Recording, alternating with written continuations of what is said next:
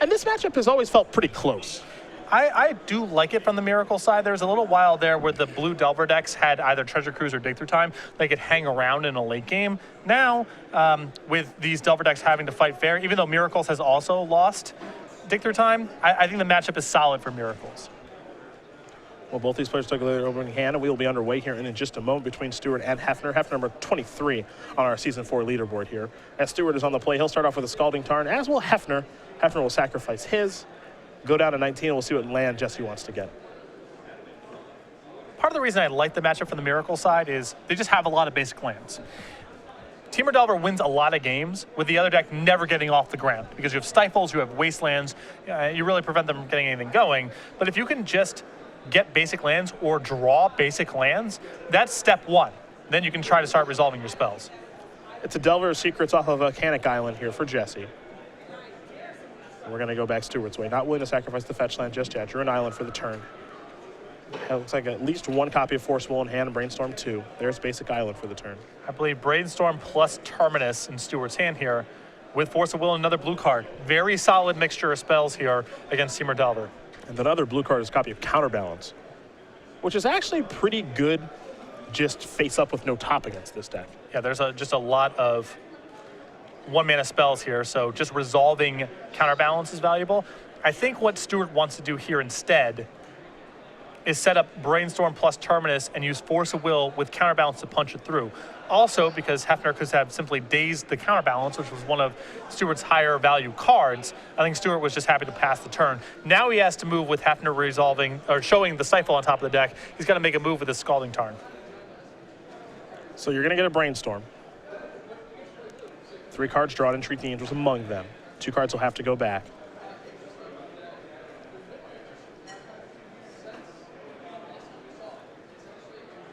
Now Hefner will draw that Stifle. Misty Rainforest the land. Jessy will come across for 3. He'll sacrifice the Rainforest, fall down to 18. I think we'll have a Tropical Island on the way here in just a moment, giving Jessy all 3 colors of mana. Now we'll see if he wants to deploy a follow-up threat here, if it'll be time for some cantripping. Does have a copy of Nimble Mongoose in hand.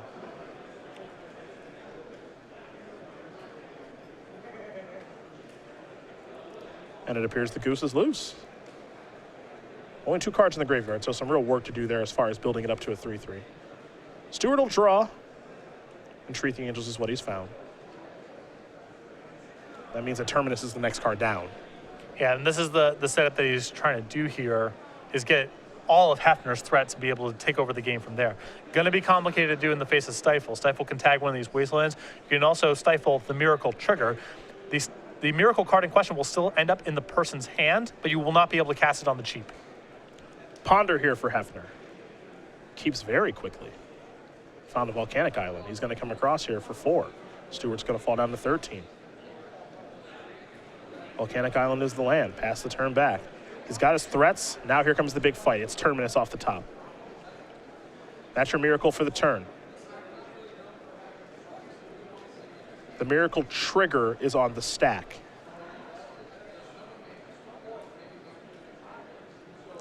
Stewart would like to sacrifice Flooded Strand.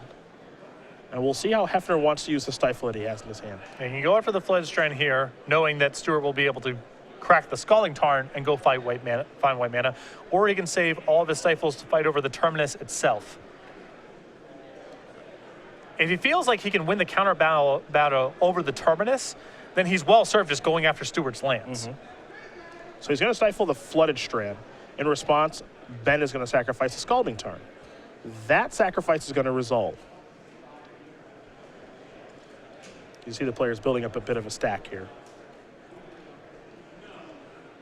I think, there we go. I don't want to search up a basic island there, my friend. You're going to need some white mana here. So this is going to allow Ben to counterspell the Stifle. So he wants to have a fight over the Stifle here. Jessy will daze, picking up Volcanic Island. Force of Will, removing Brainstorm, is going to go after daze.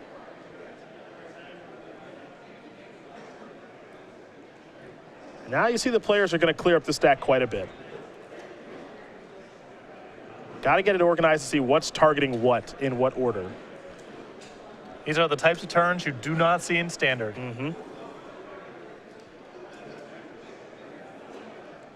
So there's your stack. Terminus started this whole thing. In response, there was a crack of a flooded strand. Stifle targeted that. Counterspell targeted Stifle. Daze targeted Counterspell. Force of Will targeted Daze. And now Force of Will is targeting Force of Will. The dust is settled. Terminus does not resolve. Neither does the fetch. Ben's already drawn a card for the turn. It was Terminus. Jesse's got a pretty big graveyard. Yeah, I think he is at threshold, or if not, he's a card short. He is a card short right now.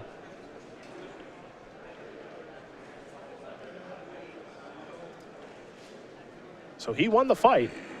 And now Brainstorm's going to put 7 cards in the graveyard. So 3 cards coming here for Jessy. A Daze and a couple of lands, so nothing too exciting there. But now for Hefner, he just wants to get this game over with. So he'll attack here for 6. Stewart's going to fall down to 4. Is it a Terminus? It's a Caracas. And I believe Stewart's hand here is a dead end. And he's going to play the Caracas and simply pass the turn back. Hefner will sacrifice the Scalding Tarn on upkeep. He'll either get a Volcanic or a Tropical. Looks like he's going to go with the blue-red duel. But you can see Ben Stewart's hand here and entreat the Angels of Terminus at a counterbalance. The entire game was based around resolving Terminus, and it did not work. And you saw the mana efficiency on display. Stewart spent 2 mana for a counterspell to try to punch it through. Hefner had a 0 mana Daze. Yep. And that defined the whole fight. They both brought an equal amount of interaction at the table. Hefner was just able to deploy all of his for much less mana. A lethal attack will get the job done. Jesse Hefner is going to win game number 1 here over Ben Stewart. Teamer Delver very quickly up a game here over Miracles. As we do turn our attention to the sideboards, we will start with Ben Stewart and his Miracles deck. You'll find a Mountain, a Swords of Plowshares, a Pyroblast, 2 Fluster Storms, a Pithing Needle, a Grafdigger's Cage, 2 copies of Containment Priest, a Rest in Peace, a Wear Tear, a Vendilion Click, 2 copies of Blood Moon, and a Supreme Verdict. Some great options here for Stewart. 1 copy of Rest in Peace is solid in this matchup, as Hefner's threat base involves Nimble Mongoose and Tarmogoyf, so Rest in Peace can be very good there. The 2 copies of Blood Moon are a lock. It's dangerous against a deck like Teamer Delver because he can get on the board so fast that Blood Moon's just too slow to bring to the table, but there's going to be some games where it just locks Hefner out. The 1 copy of Supreme Verdict is also excellent here. On the other side of things here for Jesse, what do we see from Teamer Delver? 2 copies of Vendilion Click, 2 Rough Tumble, 2 Surgical Extraction, a Pithy Needle, a Grafdigger's Cage, 2 copies of Red Elemental Blast, a Pyroblast, a Dispel, an Ancient Grudge, a Grim Lavamancer, and a Crozan Grip. I think you're going to see the Crozan Grip come in here as an answer to either Counterbalance or Sensei's Divine Top. You can bring in a little bit of the Red Blast action. I think the 1 Pithy Needle can come in for this matchup, again, as an answer to Sensei's Divine Top. And 2 copies of Vendilion Click. It's just another threat card. It's disruptive. And with Stewart not having things like Wasteland in his deck, Hefner can pretty easily get to 3 mana. Well, those are the options there for both players. They'll sideboard, get ready here for game number 2, in which Ben Stewart will be on the play.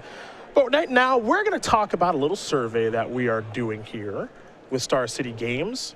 We want to do a little bit of information gathering about our IQ. It's a pretty short survey for you guys at home. StarCityGames.com/IQ survey. Just a couple of questions with the opportunity to win a box of Battle for Zendikar. Exactly. It's 3 questions. It takes very little time. And if you're one of our IQ players or someone who's thinking about playing in IQs, it's just valuable for us to have that feedback, to have more information to make that experience better. And everyone who enters is drawn for a random drawing for a box of Battle for Zendikar. Head over go.starcitygames.com/IQ survey. This will be available until Monday, October 26th, so don't waste too much time. Yes, you can maybe even open up a new window on your computer right now and do it, but don't close this window. Don't do that. Open up a new window, new tab. Control N, maybe Control T, fill that survey out, and throw your name into the ring of winning a box of Battle for Zendikar, and maybe you crack a Gideon, because who couldn't use a Gideon? Or an Expedition. Also true, it's Control T, confirmed. Not Control, Control T. T for tech savvy. That's not what that means. No, that's nope. Just go to the hyperlink, please. Yeah.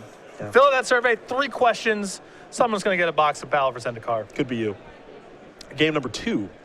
here between Ben Stewart and Jessy Hefner. Jessy Hefner, a player, starting to make a name for himself here on the Open Series, number 23 here on our Season 4 leaderboard. Going to be pretty tough for him to qualify for the Players' Championship, given how many points players do have. But he does have an Invitational Top 8 to his name, 2014 Season 1. Also has one Open Series Top 8 a couple of months ago here in the Open Series. A former high school wrestler and runner.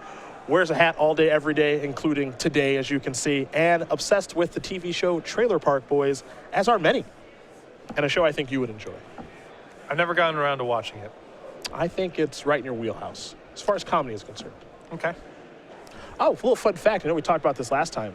We talked about Jesse's slide. I know you're into the show Archer. Saw it for the first time on Thursday. How did you take it? Pretty good. It is good. Pretty good. It is really good. I was impressed. I'm going to dabble into some more, I think. It's good. I'm trying to expand my horizons on television shows right now. I don't really actually have a show to watch at the moment, so I'm going to open it up a little bit. I really like that. I want to expand my horizons a little bit. I think cartoons is where I'm going to go. Yeah, dive into a cartoon. Cartoons. Well, I've only got so much time because basketball season starts on Tuesday, and then I'm in life's hard lock Exactly. all season. See, people think that I just kind of like basketball. No.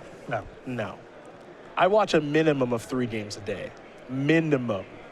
And most of the time, it's in between 4 to 5.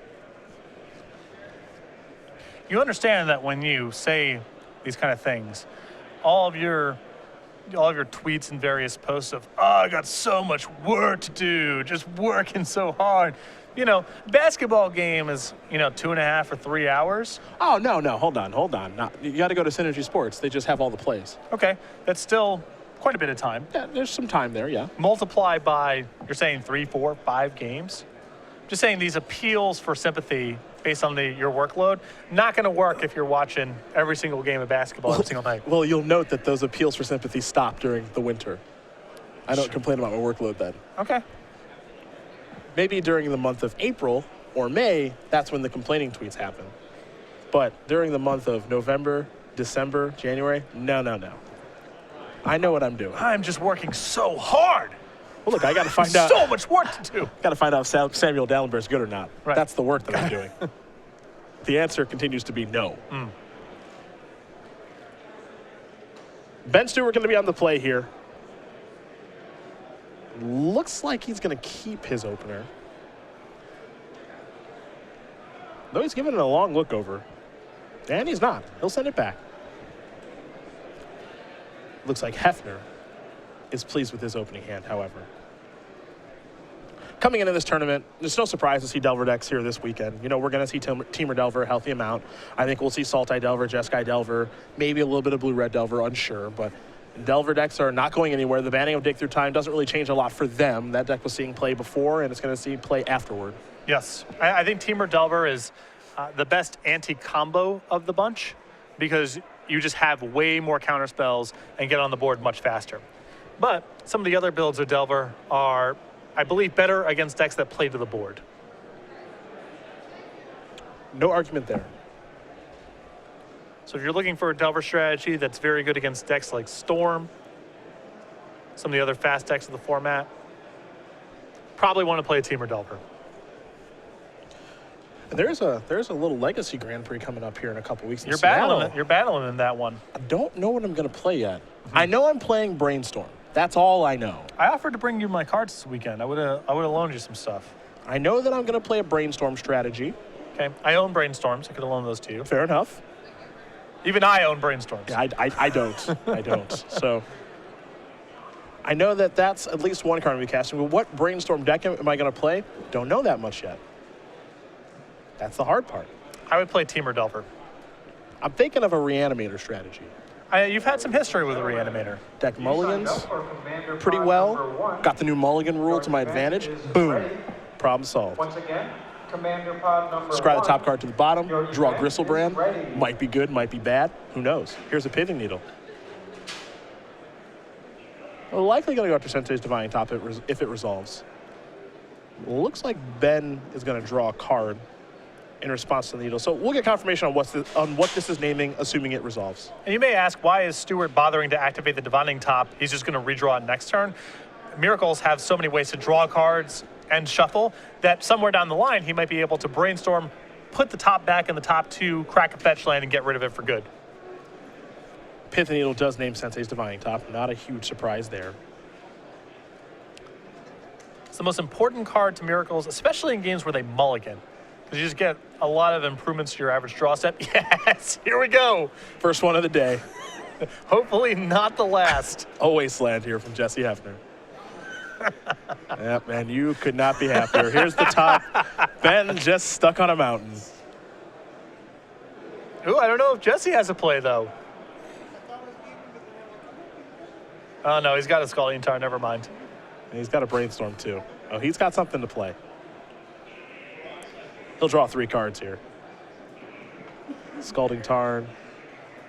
A red elemental blast among the cards added to Hefner's hand. 2 cards will be going back here in just a moment. I do kind of want to play a deck with Wasteland just so I can really get somebody.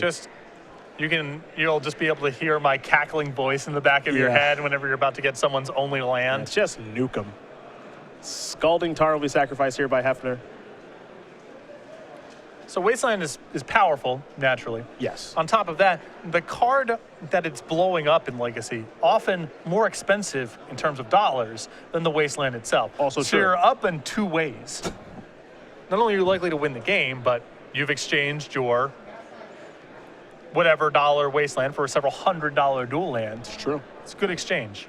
A Nimble Mongoose is the follow-up. Stewart will draw. It's Tundra.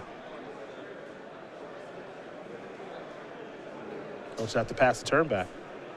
Hefner picked up a copy of Force of Will. Perhaps he's on the hunt here for another Wasteland with his Ponder. Oh, yeah.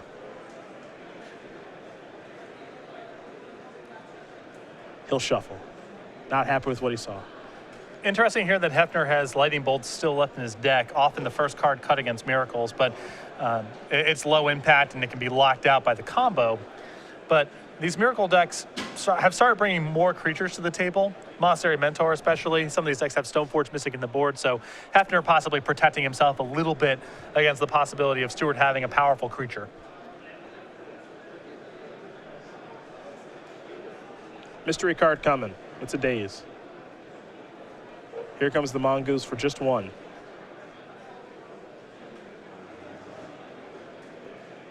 Stewart will take that 1. Fall down to 19. He'll take a draw step. Counterspell. Sweet. One of Magic's best cards. Uncastable currently. Scalding Tarn here for Hefner. Here comes the Goose. 1 more. Stewart will fall down to 18. And a Flooded Strand. And with no threats for Hefner besides the Mongoose and him not cantripping, you have to imagine his hand is just a boatload of counterspells. Well, you got to work through it. If you're in the room, your event is ready. It's Days time. Yes.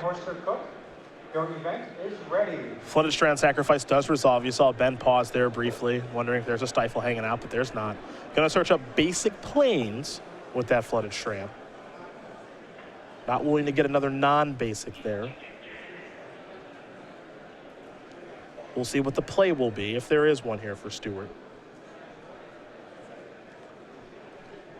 Looks like he's going to go with Council's Judgment. You mentioned it being Days time. Hefner going to float a mana off Tropical Island, use the alternate casting cost on Days. Ben Stewart really wants his Council's Judgment to resolve, so he'll use a Force of Will removing Counterspell. Hefner is going to hard cast Days. He already had 1 mana floating.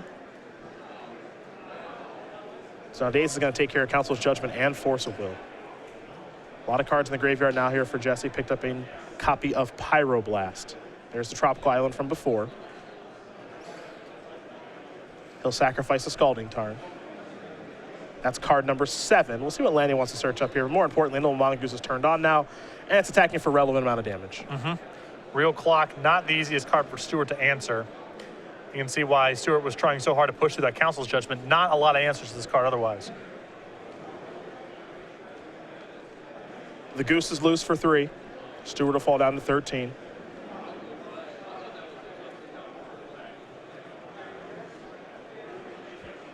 Now we head back Ben's way. Pyroblast the draw. Might be time to go that Monastery Mentor route. Does have Snapcaster Mage in hand too.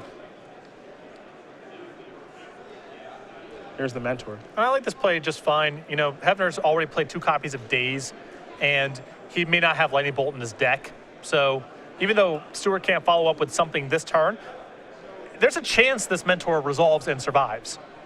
Force of Will removing Spell Snare will take care of the Mentor. Hefner will untap and draw. In with the Mongoose yet again. Stewart's going to fall down to 10. We had back Ben's way. Picked up an island for the turn. There is the island. And I'll just pass the turn back. Jessy in for 3 yet again.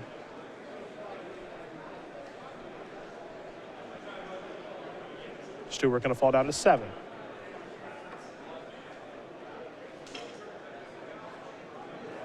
Aaron Mace with the draw here for Ben.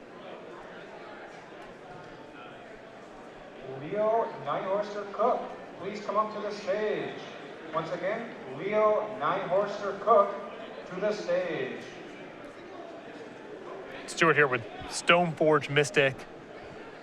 Or excuse me, Snapcaster Mage rather, Swords of Plowshares. Not helpful cards right now. Yeah, we know Jessy has a Red Elemental Blast at the ready for this. Also has a Pyroblast too. Yeah, it looks like Stewart was trying to Snapcaster Mage into Council's Judgment to get the Mongoose off the table, but Hefner with a lot of counter spells in his hand.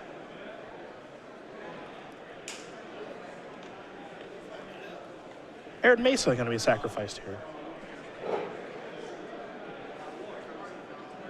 Stewart going to fall down to 6. Going to go get a Volcanic Island. Jessy wants to get a better idea of what's in the graveyard here if Snapcaster Mage does resolve. Council's Judgment is the biggie down there.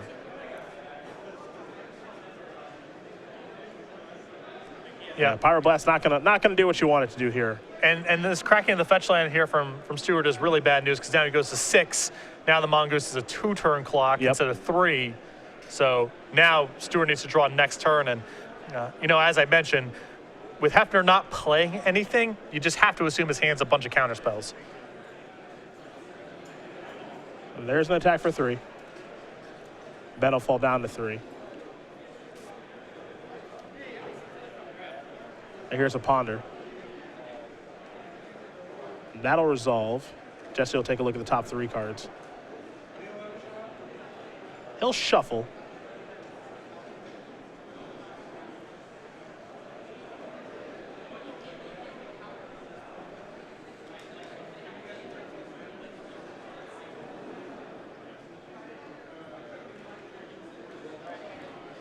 We'll see what the mystery card is here in just a moment.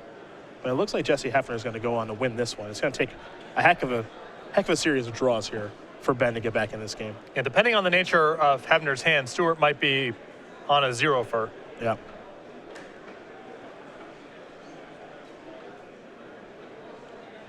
Ben on tap. Maybe it starts with Terminus. It doesn't start with Jace. Oddly enough, Jace is not something that can help him in this situation. Rare that you say that. And Hefner even has the answer to that card in his hand. Yeah. In theory, he could brainstorm into land plus chump blocker. Sure. But any counter spell is going to get this done. Yeah, Spell Pierce is any counter spell at this point. That's going to do it. Jessy Hefner is going to win this match over Ben Stewart. 2-0. Team Delver will take care of Miracles. And for Jessy Hefner, after coming in with 1 bye, he gets his day started off right with a W. And whenever there was a showdown, Hefner was just able to play much more mana efficiently than Stewart was. Important for the Miracles deck to stymie the early offense, to be able to make its land drops, to get something on the table that matters, either Counterbalance or Sensei's Divining Top. Stewart wasn't able to do that in either one of those games. And then, you know, he has to pick a spot to try to answer what Hefner's doing. And unless it's Supreme Verdict, very likely Hefner wins the battle, and that's what you saw in both games.